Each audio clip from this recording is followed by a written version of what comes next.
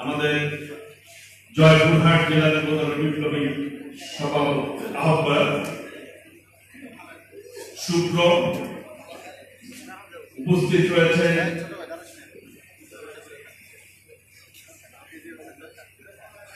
পাবনা জেলা যুবদলের বিপ্লবী সদস্য সচিব মনির সহ বিশেষ করে মাসুদ আমাদের উপস্থিত রয়েছে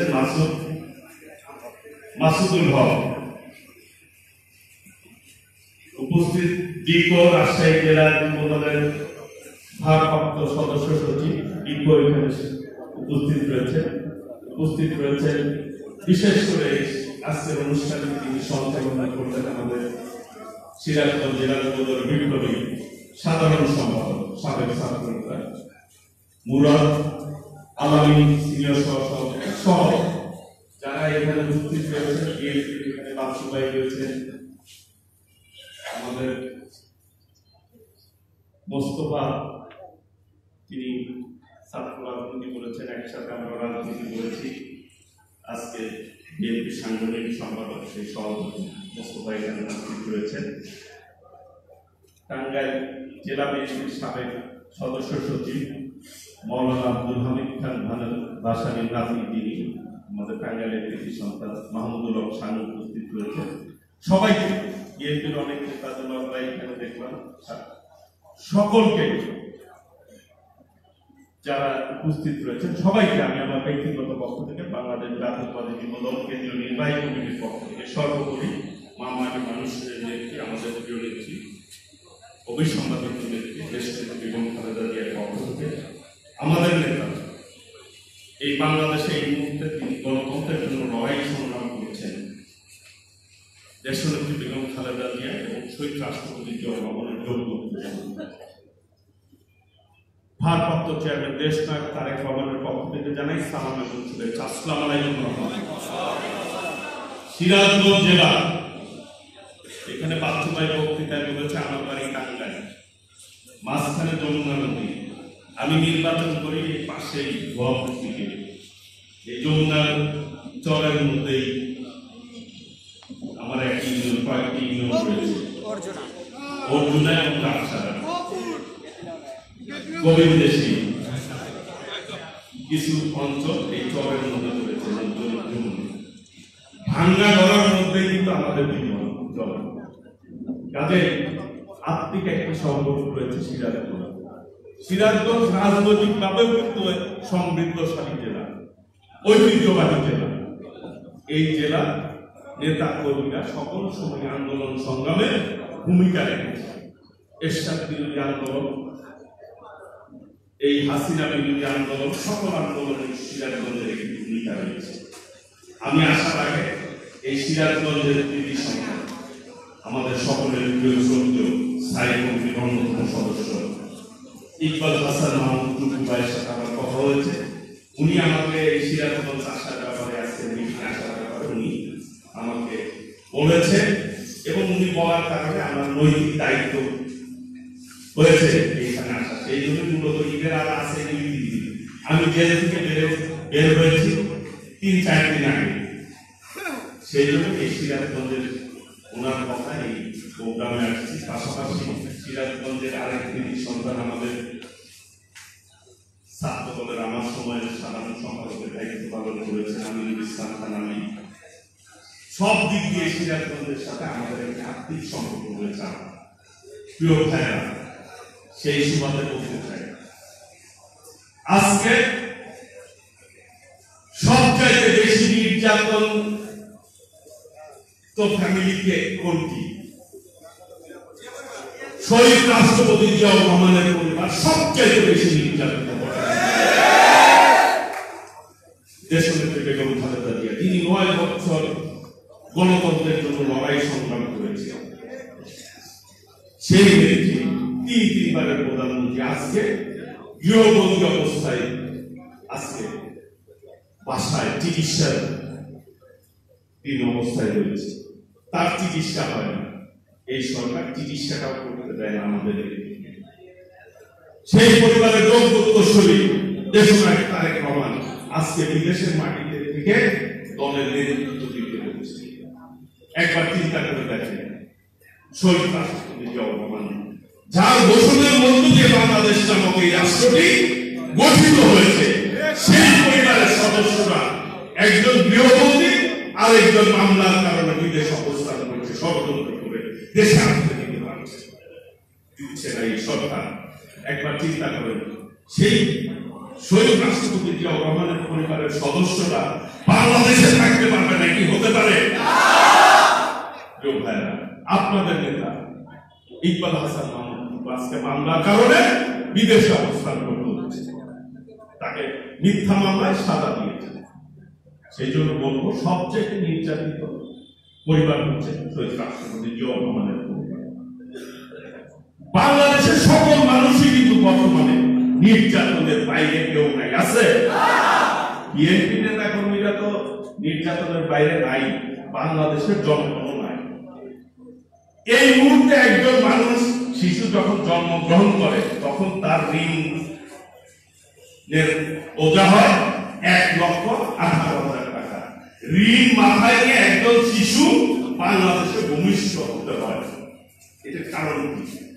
এই সরকারের লুটপাট আর দুর্নীতির কারণে আজকে বাংলাদেশের মানুষ ঋণগ্রস্ত হয়ে পড়েছে। আজকে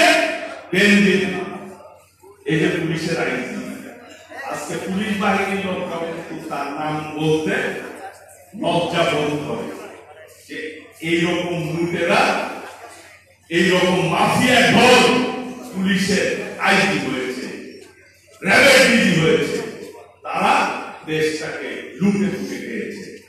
আজকে আওয়ামী লীগের নেতারা বলে যে বেনজির আমাদের লোক,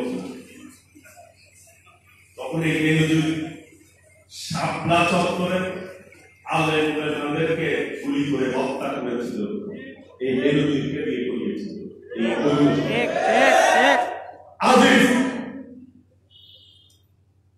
যিনি বিডিআরে ছিলেন, পিলখানা হত্যাকাণ্ডের সাথে জড়িত ছিলেন, সেনাবাহিনীর প্রধান, এখন সেনাবাহিনী কেউ কিন্তু এই সরকার কলঙ্কিত করেছে।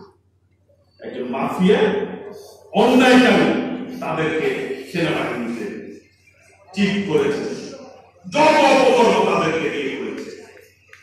রাষ্ট্র যখন দুর্নীতিগ্রস্ত হয়, দুর্নীতিকে উৎসাহিত করে, আজকে যে দামি নির্বাচন হয়েছে, আমি এবং দামি নির্বাচন 7 তারিখে, এই দামি নির্বাচনে যারা অবৈধভাবে ভোট দিয়েছে পুলিশরা, তারা তাদেরকে পদক দিচ্ছে। গত কয়েকদিন ধরে পত্রিকায় দেখলাম যে ওই সমস্ত পুলিশ কর্মকর্তাদেরকে পদক দিচ্ছে এবং ইলেকশন পারপাসে রাষ্ট্রের কোষাগার থেকে তাদেরকে ঘুষ দেওয়া হয়েছে। প্রিয় ভাইয়েরা, রাষ্ট্র যখন অপরাধী হয়, তখন কিন্তু সেই রাষ্ট্র টিকে থাকতে পারে না। আজকে এই অবৈধ নির্বাচনে, দামি নির্বাচনে মানুষ বলে আমি এবং দামি, খালাতো ভাই আর ফুফাতো ভাইয়ের নির্বাচন হয়েছে 7 তারিখ, অবৈধ নির্বাচন। সেই অবৈধ নির্বাচনের কে এমপি হয়েছে? সোনা চোরাচালান যিনি করেছেন, 22টি আন্তর্জাতিকভাবে চোরাচালানির মামলা ছিল, যে আনা হত্যা হয়েছে। আমরা সকল হত্যাকাণ্ডের তীব্র নিন্দা জানাই। কাদেরকে এমপি বানিয়েছে? 30 লক্ষ শহীদের রক্তের বিনিময়ে অর্জিত বাংলাদেশ, এই পবিত্র সংসদে তাদেরকে পাঠিয়েছে। চোরাচালানি, সন্ত্রাসী, মাফিয়া,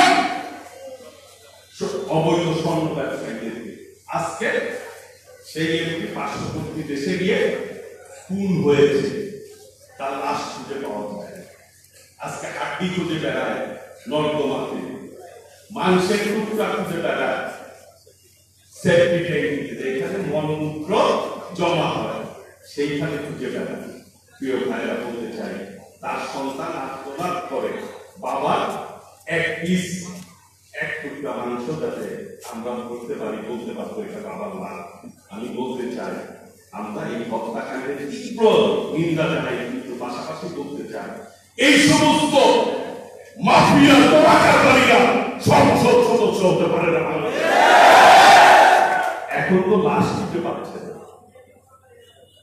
কত নেককারজনক ঘটনা পচা গোবাতে খুঁজে বেড়ানো হচ্ছে, তার মাংস এক টুকরা পাওয়া যায় না। আমি বলতে চাই, একজন এমপি যখন বাংলাদেশের বাইরে যায় তখন কিন্তু তার দায়িত্ব ওই রাষ্ট্রের যারা আমাদের একটি এম্বাসি আছে, এম্বাসির কর্মকর্তা আছে, ওইখানে এজেন্সির লোকজন আছে, তাদের খোঁজ খবর রাখার দায়িত্ব না এমপি কোথায় কোথায় যায়, কোথায় অপকর্ম করে। প্রিয় ভাইরা, সমস্ত রাষ্ট্রযন্ত্রকে তারা অপকর্ম করে আজকে বন্ধুর অবস্থায় ফেলে দিয়েছে এই রাষ্ট্রকে, এই রাষ্ট্র ব্যবস্থাকে। আমাদের নেতা দেশনায়ক তারেক রহমানের একটি মামলার রায় হয়েছিল, সেই মামলায় রায় দিয়েছিল, খালাস দিয়েছিল, সেই বিচারপতিকে আজকে বাংলাদেশে কিন্তু থাকতে পারছে। প্রধান বিচারপতি তত্ত্বাবধায়ক সরকার নিয়ে একটি অবজারভেশন দিয়েছিল, সেই প্রধান বিচারপতি সিনহা সাহেব কিন্তু বাংলাদেশে থাকতে পেরেছে। কাজেই বিচার ব্যবস্থা ধ্বংস করেছে, আজকে নির্বাচন ব্যবস্থা ধ্বংস করেছে, আজকে পুলিশের সর্বোচ্চ কর্মকর্তা পুলিশ বাহিনী ধ্বংস করেছে, সেনাবাহিনী আমাদের স্বাধীনতা সার্বভৌমত্বের প্রতি, সেই সেনাবাহিনীকে কলঙ্কিত করেছে এই সরকার। কাজেই এই সরকার, এই মাফিয়া সরকারকে ক্ষমতায় থাকার অধিকার নাই, আছে। কাজে আমরা বলতে চাই, আজকে আমরা আমাদের নেতা দেশনায়ক তারেক রহমানের নেতৃত্বে এক দফার আন্দোলন চলছে। এইখানে সবাই কিন্তু অভিজ্ঞতা সম্পূর্ণ রাজনীতিবিদ, আপনারা অনেকে এরশাদ বিরুদ্ধে আন্দোলন করেছেন। আপনারা এরশাদের পতন কিন্তু ৮৬ সালে হওয়ার কথা ছিল। ৮৬ সালে এই অবৈধ প্রধানমন্ত্রী লালদিঘির ময়দানে বলেছিল চট্টগ্রামে এরশাদের সাথে আঘাত করে যারা নির্বাচনে যাবে জাতীয় বেঈমান হবে বলেছিল। সেই পরের দিন লং ড্রাইভে গিয়ে এই বর্তমান অবৈধ প্রধানমন্ত্রী এবং পতিত স্বৈরাচার এরশাদের সাথে আঘাত করে নির্বাচনে গিয়ে কিন্তু জাতীয় বেঈমান হয়েছিল, আত্মস্বীকৃত জাতীয় বেঈমান।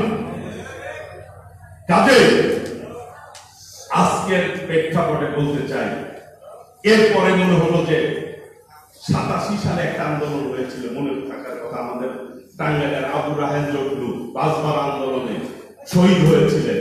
তখন মনে হয়েছিল এর সাথে পতন হয়ে যাবে, পতন হয় না। ৮৮ সালে একটি নির্বাচন হয়েছিল, আসম আব্দুর রব বিরোধী দলের নেতা হয়েছিলেন, সম্মিলিত বিরোধী দলের নেতা।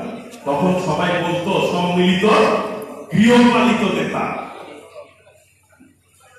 বিরোধী দলের নেতা বলতো না, গৃহপালিত নেতা বলতো। ৮৮ সালেও কিন্তু এরশাদের পতন হয়, ৯০-তে গিয়ে চূড়ান্ত পতন হয়েছে এরশাদের। কাজে পতন ধাপে ধাপে হবে, এটাই স্বাভাবিক। আমাদের নবীজি যখন, আমাদের যখন মদিনার মক্কা থেকে মদিনায় হিজরত করে, অনেকগুলি যুদ্ধ হয়েছিল। তারপরে অনেক বছর পরে গিয়ে মক্কা বিজয় অর্জন করতে সক্ষম হয়েছিল, ইসলাম পরিপূর্ণভাবে প্রতিষ্ঠা পেয়েছিল। আজকের বাস্তবতায় বলি, ৭ তারিখের একটি দামি নির্বাচন হয়েছে, সেই নির্বাচনে আমাদের নেতা দেশনায়ক তারেক রহমান বাংলাদেশের মানুষকে আহ্বান জানিয়েছিলেন ভোট বর্জন করার জন্য। আমাদের আহ্বানে ২৮ তারিখের পরের আন্দোলনে এবং সার্বিক বিবেচনায় দেশের মানুষ দেশনায়ক তারেক রহমানের আহ্বানে বাংলাদেশের মানুষ ৭ই জানুয়ারি এই অবৈধ নির্বাচন কিন্তু বর্জন করেছে না? সেই বর্জনের মধ্য দিয়ে কোথাও 2%-3% বেশি ভোট পায় না। সেই বর্জনের মধ্য দিয়ে আমাদের দেশনায়ক তারেক রহমানের নেতৃত্বে আমরা নৈতিকভাবে বিজয় অর্জন করেছি। আল্লাহর রহমতে চূড়ান্ত বিজয়ের লক্ষ্যে আমাদের কর্মসূচি চলছে। আমি বলতে চাই, কোন নির্যাতন নিপীড়নের কিছু লিখা যায় না, কোন শ্রম লিখা যায় না। আজকে যারা নির্যাতিত হয়েছেন, আমরাও নির্যাতিত হয়েছি, আল্লাহর রহমতে এই শ্রম লিখা যাবে না। চূড়ান্তভাবে আল্লাহর রহমতে দেশ নায়ক তারেক রহমানের নেতৃত্বে এই অবৈধ হাসিনার পতন ঘটবে আল্লাহর রহমতে। এর কোনো বিকল্প হবে না। কেউ ভাইরা হয়তো আমাদের একটু কষ্ট সহ্য করতে হচ্ছে। প্রিয় ভাইরা একবার চিন্তা করেন, আমরা যারা রাজনীতি করি, আজকে আওয়ামী লীগের লোকজনরা সামাজিক ভাবেও কিন্তু তাদেরকে মানুষ ভয় করে, ঘৃণা করে। কোন লোক যদি পরিচয় দেয় এলাকাতে যে আমি আওয়ামী লীগ করি, আওয়ামী লীগের নেতা, মানুষ কিন্তু মুক্তি দেয় না, একটু দেয়, বেসর পায়। গত কয়েকদিন আগে প্রথম আলোতে একটা রিপোর্ট আসছে, এমপিদের সম্পদের বিবাদে নিয়ে আসছে। উপজেলা চেয়ারম্যান যারা চেয়ারম্যান, এদেরও একটা বিবাদে নিয়ে আসছে। এমপিদের সম্পদ ৩,০০০ গুণ ৫ বছরে বৃদ্ধি পাইছে, আর উপজেলা চেয়ারম্যানদের সম্পদের পরিমাণ ৪,০০০ গুণ বৃদ্ধি পাইছে। প্রথম আলোতে নিউজ আসছে। তাহলে আমরা বলতে চাই, এই লুটপাটের টাকা এত তাড়াতাড়ি লুটপাট করছে, প্রত্যেকেই লুটপাট করেছে। কার টাকা এটা? বাংলাদেশের মানুষের শ্রমে ঘামে কষ্ট অর্জিত টাকা। এই সমস্ত বেঈমান মুনাফিক ভূমিদস্যু সংগঠনরা জ্বালানি কারবারিরা আজকে এই বাংলাদেশের মানুষের কষ্টের টাকা লুটপাট করেছে। প্রত্যেকটি হিসাব বাংলাদেশে হবে।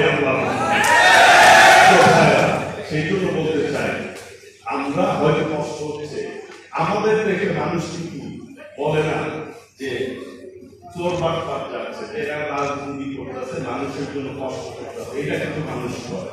হ্যাঁ, আমরা চূড়ান্ত বিজয় অর্জন করতে সক্ষম হই না, কিন্তু আমাদের সেন্টিমেন্টের সাথে বাংলাদেশের মানুষ কিন্তু ঐক্যবদ্ধ হয়েছে যে আমরাই রাইট পজিশনে আছি। আজকে ৭ই জানুয়ারি যে নির্বাচন হয়েছে, দামি নির্বাচন, সেই দামি নির্বাচন, অবৈধ নির্বাচনের বিরোধী দলের নেতার বক্তব্য গত কয়েকদিন আগে দেখছেন আপনারা। কি বলছে? যে আমি একজন গৃহপালিত নেতা হচ্ছি, আমার যখন যা বলে তাই করতে হবে, আমি যদি নির্বাচনে না যাইতাম তাহলে জেলখানায় যাইতে হবে। সুবিধার জন্য রাজনীতি করে না, তাদের রাজনীতি টিকবে। আমরা বলতে পারি আমাদের নেতা শহীদ রাষ্ট্রপতি জিয়াউর রহমান দেশের মানুষের জন্য মুক্তিযুদ্ধ করেছিল, দেশের জন্য রাজনীতি করেছিল। আমাদের নেতা দেশের বেগম খালেদা জিয়া ৯ বছর আন্দোলন সংগ্রাম করে মানুষকে গণতন্ত্র দিয়েছে। আমাদের নেতা বেগম ভারপ্রাপ্ত চেয়ারম্যান দেশ নায়ক তারেক রহমান, আমরা বুক ফুলে বলি আমাদের নেতা ক্ষমতার রাজনীতি করছে না। আমাদের নেতা নিজে বলেছে আমরা মানুষের ভোট, মানুষকে বিরোধী দিতে চাই, বিএনপি ক্ষমতার রাজনীতি করে না। প্রিয় ভাইরা, সেই জন্য আপনারা হয়তো অনেকে কষ্ট স্বীকার করছেন, অনেকে নির্যাতন ভোগ করছেন। আল্লাহ এই সকল কিছুর বিচার এই বাংলাদেশের মানুষ ইনশাআল্লাহ দিবে। ইনশাআল্লাহ তাদের হতাশার কোনো কারণ নেই। আগামী দিনের আমি মনে করি যে আমরা আমাদের একটা দেশ নায়ক তারেক রহমানের নেতৃত্বে যেভাবে বাংলাদেশের মানুষের কাছে আমরা রাজনৈতিকভাবে আমরা গ্রহণযোগ্যতা অর্জন করতে সক্ষম হয়েছি। একদিকে 93% মানুষ, 95% মানুষ একদিকে, আর লুটপাটকারী, ষড়যন্ত্রকারী, দেশ ধ্বংসকারী, দেশদ্রোহী একদিকে। এদের অস্তিত্ব থাকবে না আল্লাহর রহমতে। সেই প্রত্যাশাতে সকলকে এই সিরাজগঞ্জ জেলা যুবদল বিএনপি আপনারা সকল সময় সকল আন্দোলনে আপনাদের একটি ভূমিকা আছে। এরশাদ বিরোধী আন্দোলনে এই সিরাজগঞ্জের বিএনপি নেতা কর্মীরা সর্বোচ্চ ভূমিকা নিয়ে বাংলাদেশে নাম করেছিলেন আন্দোলনে। আপনারা হাসিনা বিরোধী আন্দোলনে আপনারা নাম করেছেন। আল্লাহ রহমতে রাজনীতি এবং আন্দোলন আপনাদেরকে শিখাতে হবে না, আপনাদেরকে দেখে মানুষ শিখবে ইনশাআল্লাহ। খোদা হাফেজ। বাংলাদেশ জিন্দাবাদ। আগামী দিনে ইনশাআল্লাহ দেশ নায়ক তারেক রহমানের নেতৃত্বে আমরা এই দেশের মানুষের ভোটের অধিকার প্রতিষ্ঠা না হওয়া পর্যন্ত আমরা আমাদের আন্দোলন চালিয়ে যাব এবং ইনশাআল্লাহ আমরাই বিজয় অর্জন করে এই আশাবাদ ব্যক্ত করে সকলকে ধন্যবাদ জানিয়ে আমি আমার বক্তব্য শেষ করছি। খোদা হাফেজ। বাংলাদেশ জিন্দাবাদ। শহীদ রাষ্ট্রপতি জিয়াউর রহমান অমর হোক। দেশনেত্রী বেগম খালেদা জিয়া বিএনপির ভারপ্রাপ্ত চেয়ারম্যান দেশ নায়ক তারেক রহমান জিন্দাবাদ। সকলকে ধন্যবাদ। আসসালামু আলাইকুম ওয়া রাহমাতুল্লাহ।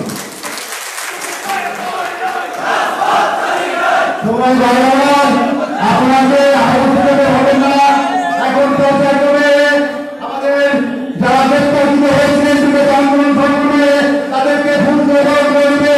আমাদের ঢাকা থেকে আগত সহ আমাদের ঢাকা যুবদল কেন্দ্রীয় কমিটির জেনারেল সভাপতি টুকরা ধার্মিক টুকরায় সহ কেন্দ্রীয় নেতৃবৃন্দ আমি এ পর্যায়ে মঞ্চে আসার জন্য আহ্বান জানাচ্ছি।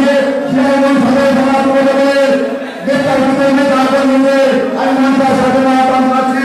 আমি মঞ্চে আসার জন্য আহ্বান জানাচ্ছি তাদের অনেকগুলো ইমাম যুবদলের ছাত্র হক আমাদের যুবদল ছাত্রদল হক মঞ্চে আসার জন্য আহ্বান জানাচ্ছি। তাদের অনেকগুলো ইমাম যুবদলের জেলা হোসেন সদস্য আমি মঞ্চে আসার জন্য আহ্বান জানাচ্ছি। ছাত্র আহমেদ সদস্য আলিয়া হজুর ইমাম যুবদল আমি মঞ্চে আসার জন্য আহ্বান জানাচ্ছি।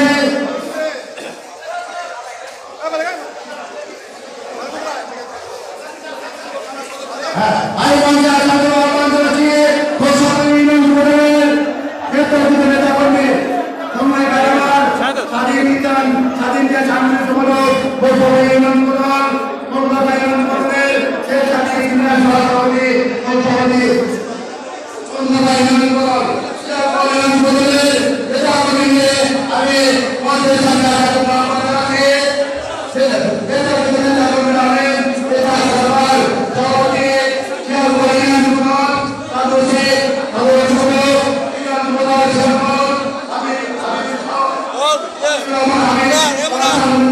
আগে বাড়ি কেক দাও বাড়ি কেক আগে প্রথমে দাও আহ্বান জানাচ্ছি।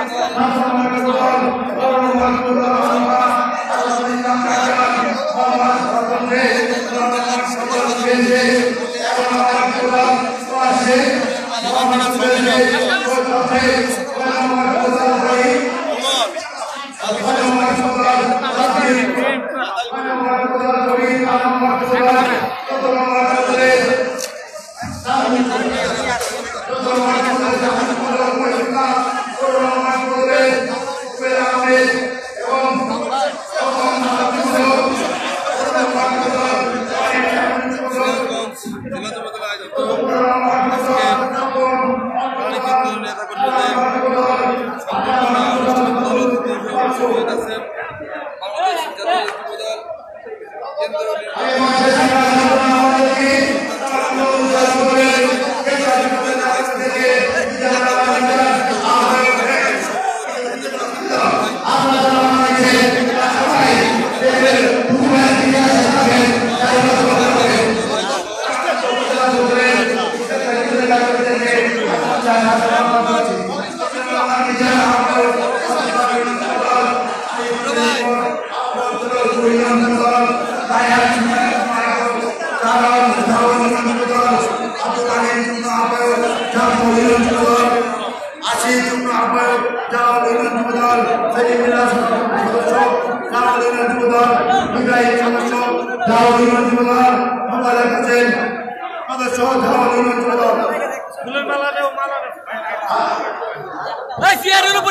আমি